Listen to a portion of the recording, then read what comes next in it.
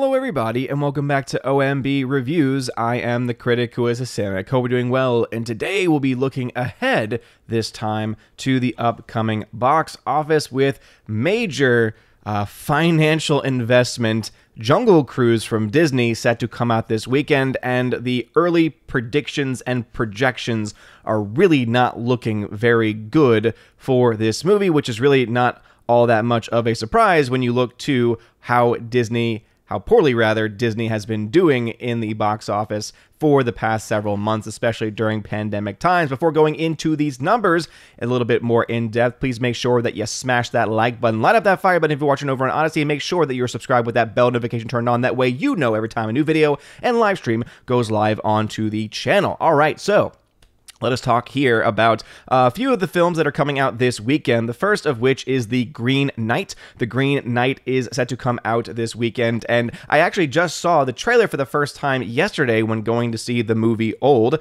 Be on the lookout for a review of that coming out on the channel pretty soon. And right now, there are pretty much no estimates as far as how well or how poor this movie is going to do. Something tells me that this is a film that's going to be a little bit more limited in its release, which is why these numbers are not nearly as up to date. This is coming from Box Office Pro. I've mentioned them in previous videos when talking about looking ahead. Usually they're one of the only real names in projecting long-term tracking as far as what box office is expected for various films, and you'll see that the film actually, or rather the site actually goes all the way to the end of August, early September in the projections that it has, basically how the film is tracking based on early sales, online social media movements, that kind of thing. They use all these different type of algorithms to try and make predictions and track, whether the number is likely going to be a little bit higher, a little bit lower.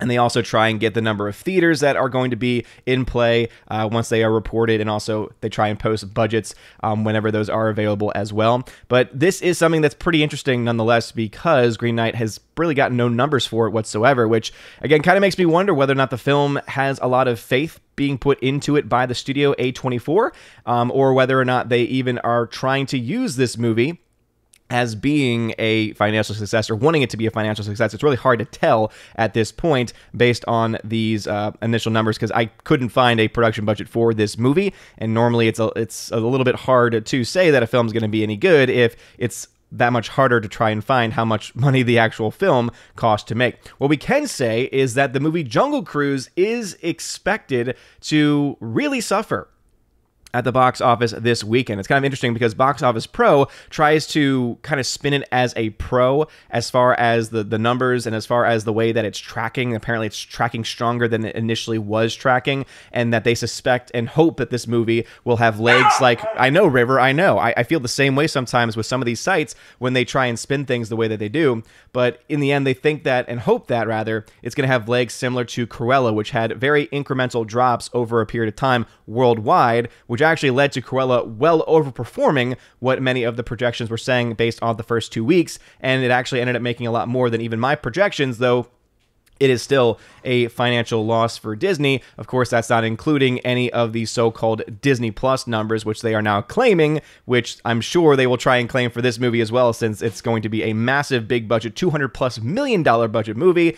Once again, that is just going to underperform and is going to essentially be yet another financial flop disaster for Disney. They have not had a lot of big successful movies from their studio since the pandemic started. I mean, going back even to Onward, which came out at the very beginning of the pandemic last year, which was a $200 million financial loss for them, kind of goes to show you that the age of an era of the giant budget Disney film may be coming to an end. At least that is my hope at the very least, because it's time that we start to go back to basics, and I think Disney is the perfect company to really start to embrace that, because they have been putting nonstop, huge $100+ million budget films out there that have all been so artificial, poorly written, and agenda-driven, and no one wants it.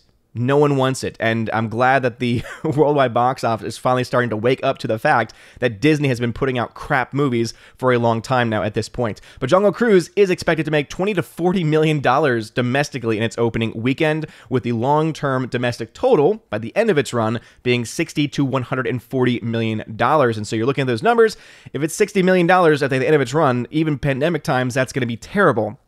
However, there are some that say that it could do as well as $140 million by the end of its run, which is still not great for a film with a $200 million plus production budget, not including marketing, but it is something where they suspect that the film might make more overseas since they have a name like Dwayne "The Rock" Johnson attached to the film. But I made this point on one of my recent live streams that we really are no longer in the age of stars being able to drive movies to box office success. We've seen so many examples of big movies with big stars in them not really making any money whatsoever. A great example of that would be Black Widow with Scarlett Johansson. That's a movie that people 5 years ago really wanted to see. When the character was still alive, when the character was still relevant, it had Scarlett Johansson, and a lot of people typically like her in the movies that she does. And now you see the film making a little over $300 million worldwide. With the budget that it had, it's actually not as successful as some people might be trying to spin it. And that's one of the reasons why Disney decided to, for the first time, release their so-called Disney Plus numbers, trying to spin the film as doing better than what was expected. And even when you take those numbers into account, the film is still pretty much on the financial loss side or barely breaking even side, which is just not a good thing for them. Jungle Cruise is likely going to be in a very similar boat, though. This film is expected to make a lot less than what Black Widow did domestically, which would make me think that Jungle Cruise is expected to make a lot less internationally as well, unless Disney is going to try to say that Dwayne Johnson is a much bigger draw than Scarlett Johansson, which of course I don't think that they would say, because can't have the promotion of a man to make more money than a woman in today's market, right? But Jungle Cruise could actually have theoretically a much more broader audience scope than a Black Widow would have, and so you could actually see the film do better internationally. But the fact that it's so low for the hashtag solo lost money, just thought of that. But the fact that it's so low in the domestic projections is just not very good. $20 to $40 million is anemic, even based on pandemic times. In fact, I wanted to check and see, because this was updated on the 23rd of July. And even just 6 hours ago, they were expecting the film to make only $25 million. So even sites like Variety and so many others that are tracking this stuff too, only suspect the film to make around $25 million. And some are saying it could be as much as $30 million domestically. If that is still the case, that is still a very anemic opening, and it's something that just really should not be promoted by any means, or being spun as a win by any means, because it just doesn't make any sense as far as it possibly being good. As it says here, the family-friendly adventure fantasy starring Dwayne Johnson and Emily Blunt is expected to generate at least $25 million from 4,200 North American locations over the weekend. So again, a massive, that is like pre-pandemic numbers of theaters. So to say that, there's not enough theaters available really doesn't work as well, talking about the North American market at the very least. So again, $25 million is what it's expected to this weekend. It says some estimates are projecting an opening of north of $30 million. Which again, for a $200+ million film is not good. Even Variety is not able to spin this positive for Disney. It says, even by pandemic standards, that wouldn't be a particularly strong start for a movie that cost $200+ million to produce, not including marketing fees. It goes on to say, however, Jungle Cruise won't be relying solely on box office revenues to turn a profit. Since the film is debuting simultaneously on Disney Plus for a premium price, the studio will also be factoring in its global, quote, consumer spend. That's the term Disney has used for the revenue generated on Disney Plus Premier Access, where select movies are available for $30 on the top of a monthly subscription. In a break from industry tradition, Disney disclosed earlier in July that Black Widow earned $60 million, allegedly, in its initial weekend on Disney Plus, marking the first time the studio publicly revealed financial figures tied to a streaming service. Disney is expected to again share Disney Plus sales for Jungle Cruise, and I think this is going to be the standard that they have going forward, is that every time that they have a big budget film that is expected to be a massive financial loss for them, they are going to spin Disney Plus numbers to say, look how well it did, look how amazing it did, to try and, I guess, curb fears from investors, to try and make, the company and the public perception still be, oh, look how amazing it is. And it just honestly at this point is sad and pathetic, the fact that they feel like they have to go that route instead of just saying, hey, yeah, we put a lot of money into a movie years ago, before the pandemic, and obviously we didn't foresee this coming. We made a big mistake here, mea culpa, and then let's move on and make better movies. Instead of doing that, which to me at least I could respect, instead they're going to try and spin their way into the film somehow being financially viable, which is just not going to happen. The last film coming out this weekend is Stillwater with Matt Damon. And this is a lower budget film, only set to come out around 2,400 theaters, and is expected to make $2 to $7 million, with which is interesting, 6 to 25 million by the end of its run. So it's just interesting always to see those numbers the way that they are when the actual total range is lower than the top range for the opening weekend. Again, it's a lower independent film, so who knows whether or not that film will be financially successful or not. The budget is a lot lower, and so if it does well enough, it could make its money back. But hey, talking about, do stars still sell movie tickets? If Matt Damon can't sell tickets to a movie, then, I mean, he's probably one of the most well-known name entities, even on par with Dwayne "The Rock" Johnson, though obviously some would argue Dwayne's a lot more broader than just the movie sphere, since he was, in wrestling stardom for a very long time. But it is what it is. Let me go ahead and refresh this page real quick. So I have already started to put in some of these names. So Jungle Cruise, Green Knight, Stillwater, and I've put in their production budget. So here's the biggest issue with Jungle Cruise. Jungle Cruise, as I said, cost around $200 million to actually produce the movie. And when you account in marketing, that's $300 million minimum that this film cost. The film probably cost even more because of the pandemic, because the film was delayed, as so many other films were delayed, which means the marketing costs would naturally have to go up. But even just being on the safe side and saying at the very least the film cost $300 million total, that would mean that the film would essentially have to make somewhere north of $500 million at the box office in order for it to break even. You just take into account the typical cost of movies, take into account the fact that studios only get around 60% of the entire box office by the end of its run. It's just one of those things that I think is not really being taken into account. I think that Disney is probably trying to rely heavily on the foreign marketplace to really drive this film home. And I definitely do think there's a good chance that the foreign market's going to be a hell of a lot higher compared to domestic, which is how it typically is. But I think even more so because they're going to expect Dwayne Johnson's international stardom to be able to be enough to push this film over the edge. On top of that, add in any of their so-called claimed Disney Plus numbers, and that is going to be how they're going to try to spin this movie as a financial success. But just looking at these numbers, where Stillwater costs $20 million to produce, $30 million total, a lot more doable. But still, the fact that you have smaller budget films that have been financial losses this year really just goes to show you that the age of the star is pretty much dead. The era of big budget films is pretty much dead. The films that have actually been making net gains and net profit have been much more on the original side, or at the very least have been giving fans of certain franchises what they want. Those films being, for instance, The Conjuring 3, which, as I said, it's a franchise that I'm not really a big a fan of, but it was able to bring enough of the fan base of that franchise out to have that film be financially successful on a much lower budget. And then you also have films like Nobody, for instance, which was also able to kind of take a spin on the John Wick franchise, but also have some original tones to it as well. And that film was also able to produce a lot of money. By the way, shout out to Bob Odenkirk. Again, prayers going your way. Apparently he had a heart condition on the set of Better Call Saul's last season, so hopefully he's doing okay. But anyway, it's just, again, I think it's kind of really speaking to the current state of the box office and the current state of Hollywood, where their films, which are clearly showing their lack of ideas. I mean, sorry, I know there's some people out there that like the ride Disney, Jungle Cruise.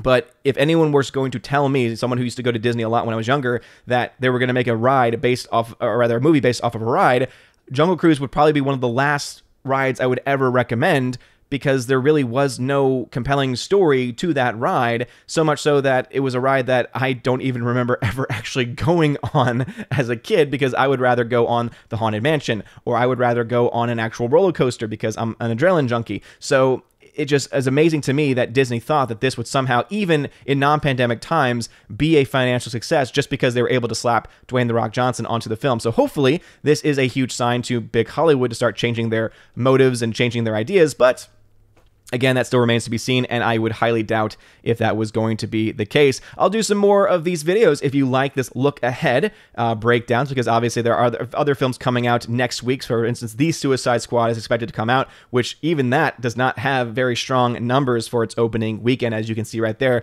But I'll go ahead and save that for next week. But if you like this, looking ahead of the box office before the box office breakdown, which will come out on Sunday or Monday, please leave a comment below. Make sure that you drop a like button, smash that like button, light up that fire button as well. Make sure you're subscribed, bell notification turned on. Again, that way you know every time a new video or live stream goes live on the channel. Thank you all very much for your love and support. If you also want to support the channel on Patreon, Subscribe Star, Locals now, and also on YouTube, Links are in the description of how to do that. And right now, if you sign up on those platforms, excluding YouTube, if you sign up on Patreon, Subscribestar, or Locals, right now I have posted a picture of all these steelbooks that I've been picking up because I'm going to be doing a ton of giveaways in the coming weeks. So if you want to be eligible for that, make sure you're joined at the Army of Asgard level and above. I've got A Quiet Place Part 2 4K Steelbook. I got Snatch 4K Steelbook. I got John Wick Trilogy Steelbook 4K, Sicario 4K Steelbook, and Top Gun 4K Steelbook as well. So again, all of these are going to be giveaways in the next week or 2 or 3. So if you want to be eligible for those kind of giveaways, check out those links below. You guys are all amazing and beautiful people. Hope you all have a wonderful rest of your day. And as always, God bless. And now for a huge shout out to all of my July Patreon and Subscribestar members: Andrew Hoyle, Biffer de Hobbit, Brian P., Dion, Don Bruno de la Mancha, Father Christopher Miller, hail to you, Father, Father Damian Cook, Garrett Searles, Harold Francis, Inflamed Wood, It's a Trap Productions, Jason Clark, Jacob Juice, Jeffrey Toone, Jonathan Carney, Laura the Modern Major General's Story, Mike Jackson, Mad Mitch Dunaway, Mr. Peabody and his evil twin with the beautiful hair, On to June, Orange Hat Reviews, Out of Step with Reality, Priscilla Hall, Riff Magos, Rosetta Allen, Teresa Martin, Theodore Bendon, Tina B, and Tina Bojan. Thank you all very much for supporting me over on Patreon, and also to my Subscribestar members: Fast Reaction, Nosferatu Gatsu, John B, Perpetual Punster, Mr. Roy, Glinzer, J. Alex McCarthy Jr., Dean Heiss / the new number 2, J. Ra the Beer Guru, and ZK Man. And I also want to make sure to shout out my Locals members. I am now available over at locals.com, and I've got 2 monthly supporters over there. The first of my local supporters is Goblin Squatch. Shout out to you, good sir. And also, I now have a second supporter over on locals.com, and that is Robert Barnes. Shout out to both of you very much. Thank you very much for supporting me on that new platform at the Keeper of the Bifrost level. If you want to find out more information about that, go check out my Locals page. You can find the link in the description, and it tells you everything that you would get in that Keeper of the Bifrost level, which is right now the only level available on that platform. And I also want to make sure to shout out any new Patreon members, and for right now, I want to shout out Mondo Spieler, who is my newest member over on Patreon. And I also want to add my newest Locals members, Cats App and The Real It. Thank you very much for being new members and supporters over on Locals. Thank you all very much for being here today. And if you want to have your name shouted out at the end of every single live stream and video on the channel, please make sure to check out the links in the description of ways that you can support me over on Patreon and Subscribestar as well. It gives you access to things like giveaways of Blu-rays, 4Ks, and digital codes. Also,